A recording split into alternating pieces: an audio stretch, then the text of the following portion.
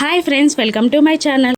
Yuvraj Tony ఇచ్చిన మాదక ద్రవ్యాల ప్యాకెట్ని విండో నుండి కిందికి పడేయగానే అది బూచి తీసుకొని ఓపెన్ చేసి కాస్త నోట్లో వేసుకుంటాడు. దాంతో బూచికి ఫుల్గా కిక్కెక్కుతుంది. ఇక ఊగుకుంటూ లోపలికి బూచి రాగానే ఏమైంది బావా అని యువరాజ్ అడుగుతూ కాస్త అనుమాన పడుతుండగా, ఏంట్రా నాకే ఎదురొస్తావా అంటూ యువరాజ్ని కొడుతూ ఉంటాడు. అప్పుడు వైజయంతి, ఏంటి నా కొడుకునే కొడతావా, నీకెంత ధైర్యం అని బూచిని వైజయంతి అడ్డగిస్తూ ఉండగా, ఇక నోర్ముయివే ముసలి అత్త అని వైజయంతిని కూడా బూచి తిట్టేస్తాడు. దాంతో అందరూ షాక్ అయి నోర్లపై వేళ్ళు వేసుకుంటారు. ఇక కమలాకర్ బూచిని కొట్టబోతూ ఉంటాడు.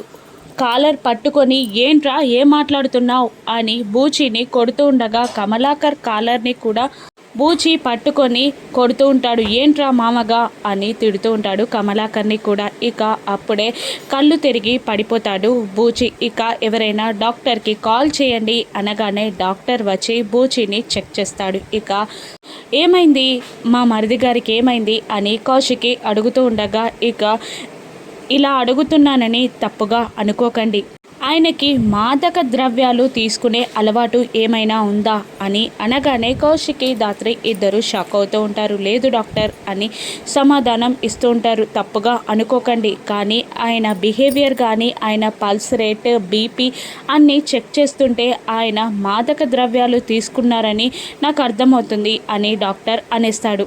ఇక దాత్రి ఇలా అంటుంటుంది, అంత టెన్షన్ పడడం ఎందుకు సార్, ఒక్కసారి అన్నయ్య బ్లడ్ శాంపిల్స్ని టెస్ట్కి పంపిస్తే మాదక ద్రవ్యాలు తీసుకున్నారా లేదా అని తెలిసిపోతుంది కదా అని దాత్రి అంటుండగా, ఖచ్చితంగా బయటపడుతుందమ్మా అని డాక్టర్ అనేస్తాడు. ఇక యువరాజ్ మనసులో, ఇప్పుడు బావ బ్లడ్ శాంపిల్స్ కనుక టెస్ట్కి వెళ్తే టోనీ విషయం బయటపడిపోతుంది అని టెన్షన్ పడుతూ ఉంటాడు. ఇక దాత్రి టోనీ మీనన్ తమ్ముడు అని మాదక ద్రవ్యాల బిజినెస్ చేయడానికి యువరాజ్తో కలిశాడని దాత్రి కనిపెట్టి వాడి ఆట కట్టించగలదా? రాను ఎపిసోడ్స్లో చూద్దాం. Thank you for watching.